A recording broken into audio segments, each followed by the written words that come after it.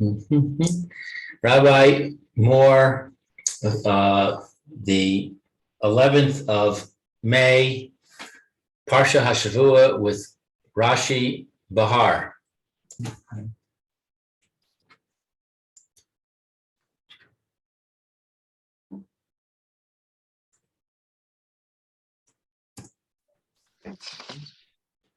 Hello, Rabbi Moore, can you hear me?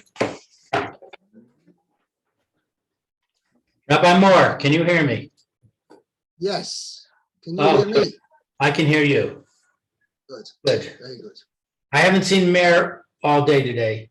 I think he's probably doing something with his wife. Okay. What else was there? Yechiel also. Oh, you asked me. So maybe I should call him first. Good idea. Yeah, he was here yesterday, wasn't he?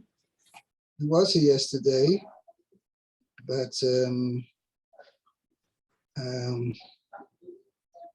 he asked me, he left me a message afterwards that I should try and call him. Just no, it's Steve. We haven't seen him for a while either. Yeah. Okay, cool.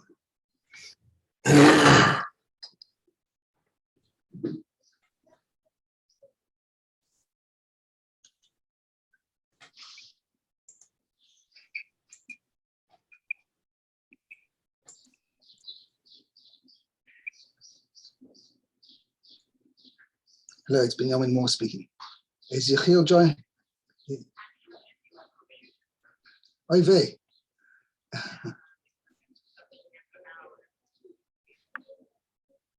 Okay. Okay. I guess he doesn't like calling by phone. He doesn't. Okay, fine. Okay. Fine. Send him my best regards. Thank you. So their computer, the board's computer is broken, and he doesn't. Yechiel doesn't do well by phone. He can't concentrate. Right. So we'll just for the moment, the two of us. Okay. We are up to Pasuk Zayin. V'liv hemtecha v'lachaya asher be'artzecha tiyeh chol tevu asa le'echol, and your cattle and wild animals that are in the land. Your land. It will be that are in your land. It will be all of the produce for food. For your animals and for the wild animals that are in your land, all your produce will be for eating. Okay? You can't keep wild animals out of your fields? Oh, so we're going to see in a second what this is referring to. Rashi's going to explain. Okay. V'liv hemtecha v'lachaya, for cattle and wild animals. Im haya ochelis, if the wild animals eat, behema lo chol shekain, then the domesticated animals, not so much. No, all the more so. Lo kol shekain, not all the more so. Oh, if wild animals are allowed to eat of your produce, behema, domesticated, lo kol shekain, all the more so. Or maybe not the more. It's like a rhetorical question. Lo kol shekain. Not certainly. Maybe that's better.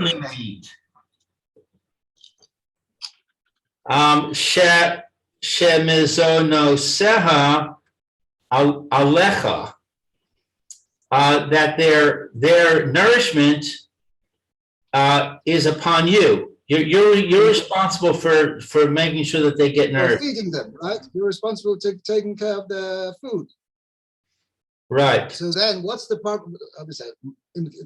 So Rashi then says, Ma Talmud Lema. If so, what is the Torah telling you? Right? What is the Torah saying by mentioning the livhem techa? Why then does Scripture teach with the words "and for thy cattle"? Right. Makish behema lachaya. Hello? Yes, can you hear me? Oops. I lost you. How did that happen?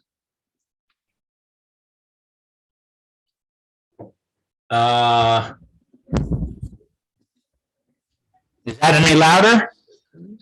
No. Hello? Yes. I lost you. 1, 2, 3, 4, 5. Hold it. Can you hear me? Yes. Okay, so there must be something wrong with my. Hold it.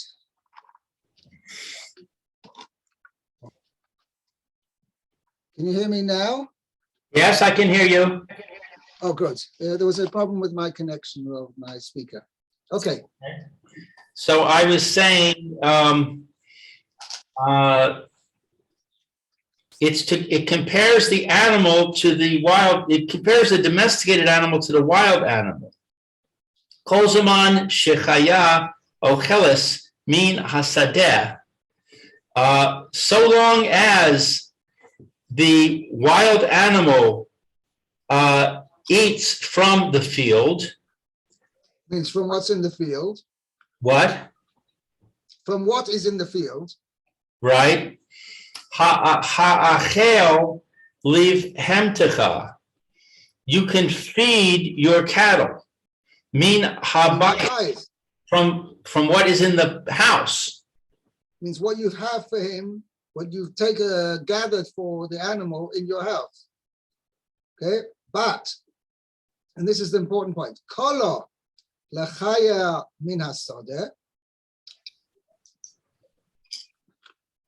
If it has ceased for the domesticated, for the wild animals field, kalei liv hemtecha min habayis. Then you must remove the cattle from the house. No, not the cattle. You have to remove what's for your cattle, for your animals, domesticated animals, min habayis, from the house. Now, let me explain to you as follows. This is what's mentioned here in this process is the concept of biur. And that is as follows. The Torah says, you're allowed to eat Perish Shvius. Obviously, you haven't showed ownership over it, and you haven't cultivated the land. You're allowed to take the Shvius produce and take it home and eat it at home. And you're even allowed to feed your animals with it. But the Torah gives a time limit to that. The time limit is, when I am allowed to continue eating for what I have in the house and feed it to my animals, is as long as it's available in the field for even wild animals. But if it's no longer available for wild animals in the field because it's the end of the season already, okay, then I'm no longer allowed to eat it in the house and give it to my animals to eat. However, Chazal explained it as follows. Doesn't mean it becomes absolutely forbidden. It means I'm not allowed to own the produce in order to eat it myself or to give it to my animals. But I am still allowed to actually eat it. How so? I declare whatever I have in my house as hefka, but then I continue as hefka. I can continue eating it. I'm not allowed to eat it as mine, but I'm continue allowed to eat it as not if it's not mine. I.e., it's hefka, which means that when the zman habiyur comes, right, then I've got to take whatever I have in my house, with the exception of the amount to be eaten in 3 meals, But besides that, whatever I have in my house, I have to take it out and be mafkrit. I declare it to be hefker. And in that way, I have to allow anybody who wants, he can come along and take it. Because I'm not allowed to claim ownership over it. However, even if I don't claim ownership over it, I'm still allowed to have it in my house. I don't know whether, okay, practically speaking, you have to technically allow anybody in. I don't know whether you have to advertise it, but technically anybody comes knocking on your door and says, you know, those luscious plums which you were past this manabi of plums, those luscious plums which you had, okay, where are they? I also want some. Technically, you have to give it to him. Okay. Now, I'll tell you an interesting story that happened to me myself. This must be going back. We're now in the Shemitah year. Maybe it was already 35 years ago. Maybe. Could be, no, I think it was probably closer to 20, it was 28 years ago. Anyway, actually, maybe 35, maybe it's about 34 years ago. 34 years ago. At the time, which was the first time they had actually done this, I don't know if you know that the Carmel winery is actually, I don't know what it is today, but it originally was a cooperative. Means it was like a group of wine growers, grapes growers, got together and we decided we're going to make a cooperative and produce wine. Anyway, what they did was, this was the first time, this must have been 35 years ago. Shemitah was 35 years ago. It's 34 years ago, Behar, because with wine, the grape harvest of, in other words, the fruit that has kedusha shvius is picked in Elul time. Every year, the grape harvest is generally Av and Elul, August, September. When those grapes are picked, so the ones which are shach to have a kedusha shvius, the shach to the Shemitah year, those are the ones which actually grow this coming August, September, and they're going to be harvested then and then made into wine. So what they did was, I mentioned this yesterday, this concept of oitza bezdin, which that the grape growers all got together and we made it all together one united bezdin to take care of all their grapes under the auspices of the Carmel winery. And what they did was, instead of as regular, they would give it to the winery and the winery would pay for their grapes and as regular whatever. This way it was under the control of Bezdin. And Bezdin said to the farmers, listen, we'll take your grapes. We're not going to technically pay you anything for it directly, but what we will do is we'll give it to Carmel Winery and they will defray any costs you had in getting them the grapes. And we're going to turn it into wine and grape juice. And we're going to get it distributed to the public. And again, they will only pay for whatever the costs afraid as a result in order for them to produce the grape juice or the wine and etc. So I remember then you could get tirosh grape juice, which today sells for something like between any 18 and 20 shekel a bottle or something like that. You could get it for half, about the Otzar Bezdin sold it for about half the price. Well, it wasn't actually selling. They made it available to the public for about half the price. Anyway, besides the grape juice, they also produce top quality wines, the Carmel selected wine range, and you go get it for like you could. I don't remember the exactly prices. 35 years ago was different prices, but you could get like a equivalent of today, like a good wine, really good wine, which normally sells for something like 30 shekel a bottle. You could get it for 10 shekel a bottle. Anyway, so I bought a couple of boxes, 2, 3 boxes, I can't remember what. It was good wine. Anyway, however, the Zman HaBiur for wine is Erev Pesach. not Erev Pesach that's passed, because we haven't yet got that wine, got to the grapes yet. Haven't got to the grapes of Shvius yet. Next year, Erev Pesach will be considered as manabio for grapes and wine. So then it was about 34 years ago.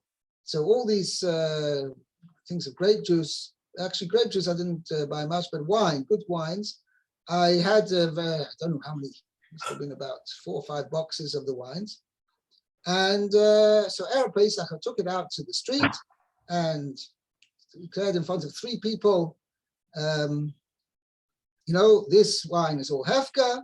And my intention was to take it back home and drink it, but not as mine, still Hefka. But since I brought it back in, I can allow to drink it as long as I make it available for anybody else who wants it. Anyway, somebody walks past me and he asks me, well, what's this wine? So what am I going to tell? It's mine? I can't tell him it's mine. So the person says, well, I tell them it's Hefka. So lo and behold, picks up a box and walks off with it. So got himself a free box of wine. The only thing is, afterwards, I had a little bit of regret in doing that, because he's not allowed to take this box of wine and consider it like it's his. He also has to keep it as Hefka, because for him it's also the Zman Abiyah. So he is allowed to take it home with him, and I'm not allowed to stop him, but he has to realize that it's not his either, which I didn't stress to him at the time. So in that respect, I had a little bit of regret that I let him just go without telling this point. But anyway, so I lost the box. It wasn't mine. I didn't lose it. I'd made it Hefka. But you paid for it. The end was not what I expected it to be. You paid for it though, right? So you lost money. Right. Okay. So win some, lose some. On the long run, I was thinking, listen, I got a mitzvah. Okay, fine, let's continue. So I want to do a question, and I forgot what the question was. Oh, so I asked you before, you said Rashi was going to explain, but I don't think he did. You have to you can't prevent wild animals from coming and ruining your field during Shemitah? No, that's not what the pasuk is saying. All the pasuk is saying that when it's available to wild animals in the field, not necessarily your field, whatever's growing wild as well. The Torah is just giving you a time, a point in time. That's what the Torah is telling you. When are you allowed to give it to your animal to eat? Till the time it's still available for wild animals in the field. When is that? That's manabio. Doesn't mean necessarily they're eating your produce. It means they're eating plums in general, plums that grow wild, or any plums that say are available in the field. That's till that time. As long as plums are available in the field, that if a wild animal finds a plum tree, which is not necessarily your field, it may just be growing wild for that matter, but it might say it is the season of plums, that plums are available on plum trees. That's really basically what the Torah is telling you. I see. It doesn't mean I have to allow wild animals come into my field, especially if there's going to be a chashash of. Now, I have to qualify that. If it's merely to get the fruit, right, and the animals are not going to damage my field, then I have to allow wild animals to come in. However, I don't have to allow wild animals to come in if there's going to be a danger that they're going to damage my field. So can you put a scarecrow in your tree to prevent the birds from picking at your plums? I'm not sure. I'll have to qualify that. See, again, it's a thing. I don't have to let the birds damage my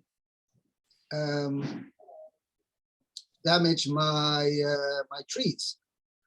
But if they're just going to get to the fruit rather than getting damaging my tree, I'm not sure about that, whether one has to allow them.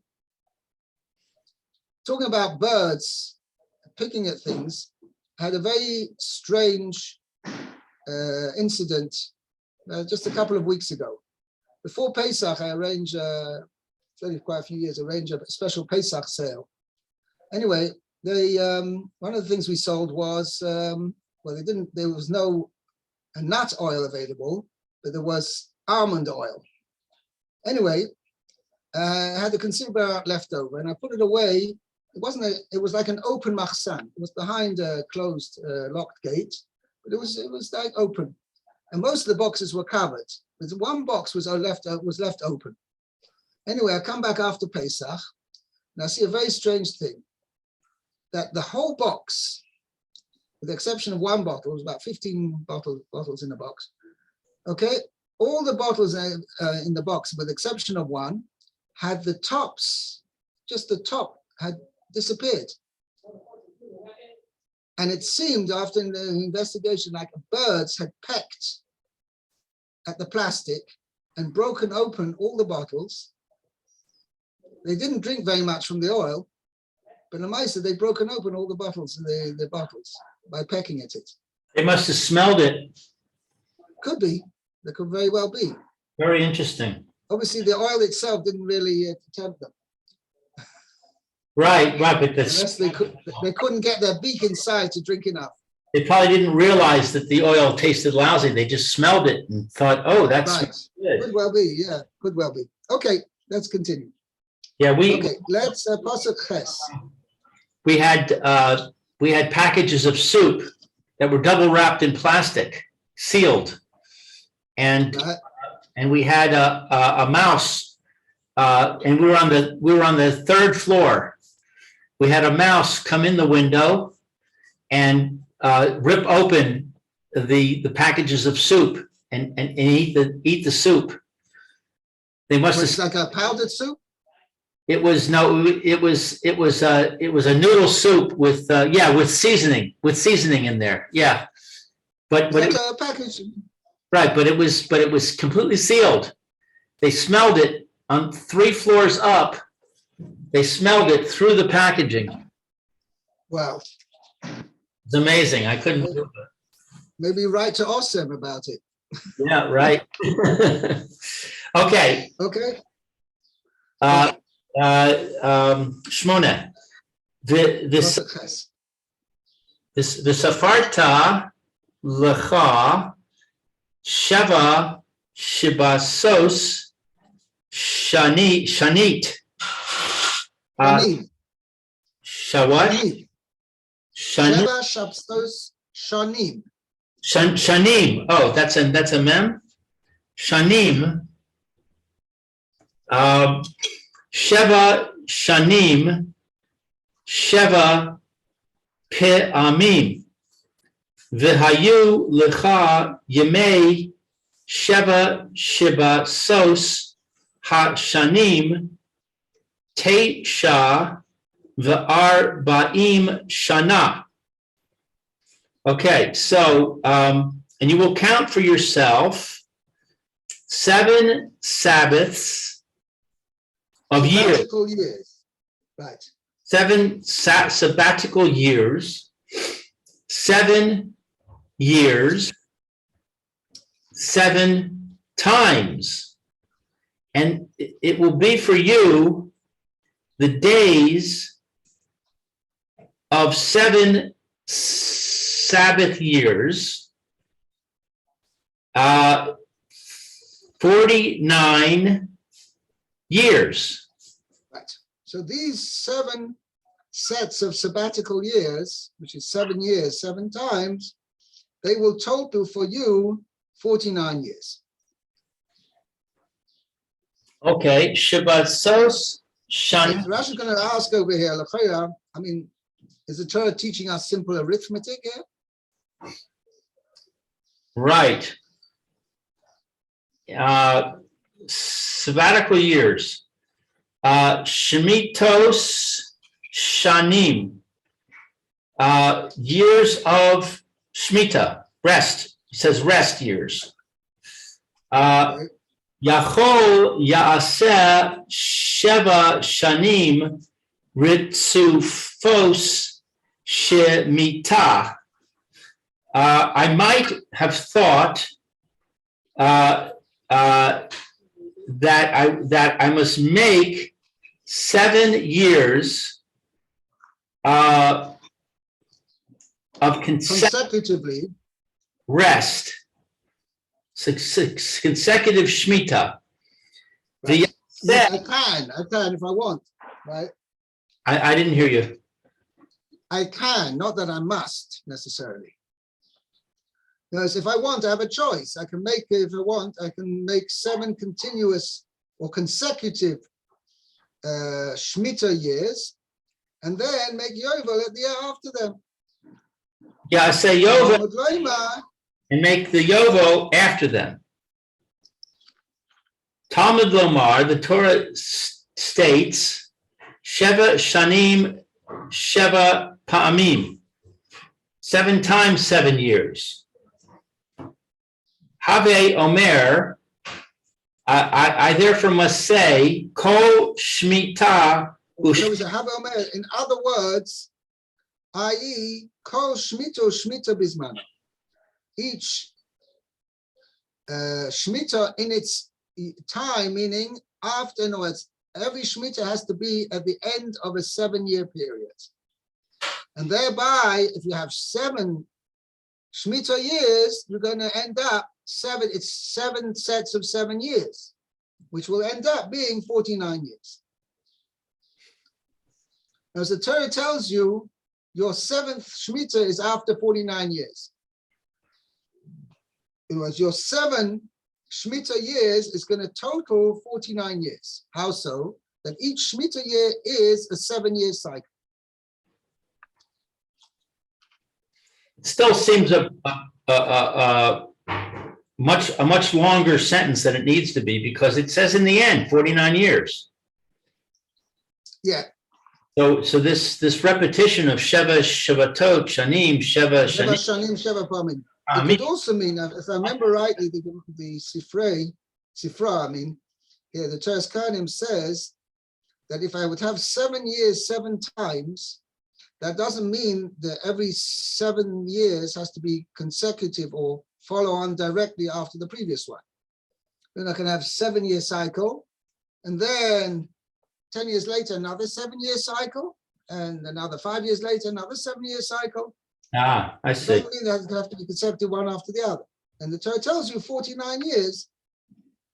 The thing is, once it's told you 49 years, you don't need to tell me the first thing again. Okay, I think if I remember rightly, the Sifra, the Teres Kohanim has a discussion on that. Okay. Lecha, Yemei Sheva, etc. And they will be for you 7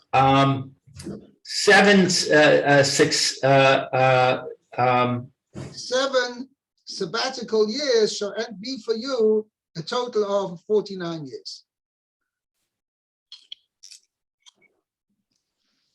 Okay, there will be for you the days of the Sabbath, the days of 7. Okay. 7 sabbatical years, and then it goes a total of years. Okay. Are you with me? Magid was the total. Yeah. This tells you she'af al pi shelo asisa shemitot, that even though that you did not make rest years, asay yovel lesof mem tet shana, make a yovel, make a jubilee at the end of 49 years. Right. Because as we're going to see, the Yovel year also has a similar din, similar laws apply to it like the Shemitah year. So in other words, I might think, well, if I haven't kept the Shemitahs of the 7 Shemitahs till now, so I'm not going to, what's the point of making Yovel also a Shemitah year? So the Torah tells you no.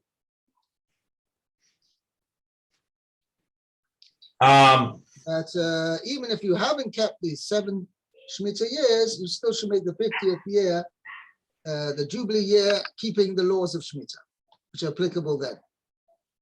Okay? Ufashuto shel mikra, and the plain meaning of the verse, Ya'aleh lecha cheshbon shenos hashemitos, that there should be, you should add for yourself Yalucha will total for you. They will add up. They will add up for you a total of was Yalucha cheshbon shneis hashmitos. The calculation of the sabbatical of the Shemitah years shall total for you the mispar to a number of 49 years.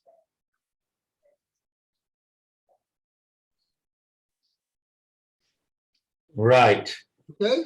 The mispar memtet for the count of 49. Right. Let there be added up for you the amount of years of rest to the number of 49. Right. Let's see. Right. Okay, that's the plain meaning. Okay, that's the plain meaning. I got it. V'ha'avarta shofar teruah b'chodesh hashvi'i be'asor lachodesh b'yom ha'kippurim ta'aviru shofar b'chol artzechem. Okay, and you shall proclaim with the blowing of the shofar in the 7th month, on the 10th of the month, the day by the way, okay, I'm sorry. How did you translate Mahabharata? You shall proclaim, then shall thou make proclamation. That's what it, I didn't say it that way. I said you shall proclaim. Yeah, but I think I translate different because we're going to see in Rashi a slightly different meaning. One second. Yeah. It doesn't, okay, we'll see in a second. We've seen in Rashi that Rashi means it's just making the sound. Okay. So I was up to the 10th of the month, the day of atonement. Thou shalt make proclamation with the shofar throughout the land. Throughout your land. Throughout your land. Throughout all your land. Okay. So now the word v'ha'avarta, Lashon vaya'aviru kol b'machaneh. So it's an expression of similar to a cause to be proclaimed, the sound throughout the camp. Okay. So it's very cumbersome the way he's translated it. I mean, if that's what you're quoting here. La'avirko means to make a sound. So here it says, Vayaviru kol b'machane means they made an announcement in the camp. An announcement. Okay. Right. And here it means a similar thing. It means making a sound. So with the shofar, you don't make a, you make a sound. Right. It means Va'avarta shofar Torah b'chodesh Shvi means you should sound the shofar with a wailing sound, as we're going to see, Trua. So Rashi doesn't mention it over here, but elsewhere Rashi says Trua is a wailing sound. You shall make, so it shows exactly how I translated it. Yeah. you shall then sound the wailing shofar in the 7th month. Okay? Right. So Lashon ha-razah, it denotes announcing. Right. But how do you announce? With the shofar, it's merely making the sound, sounding the shofar. That's the announcement done by the shofar. Right. Okay? It would seem that the Let's see word the next one. varta is communicating the fact that you're letting people know something. Right. And the shofar truah is telling you by making a noise. Right. You say this like the havarta means to cause to pass.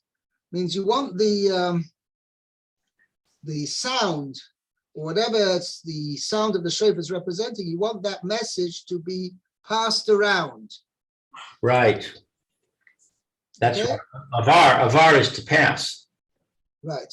Right. Interesting. Okay.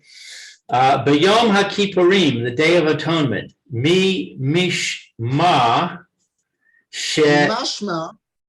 mi mashma. I have a hirik under the second mem.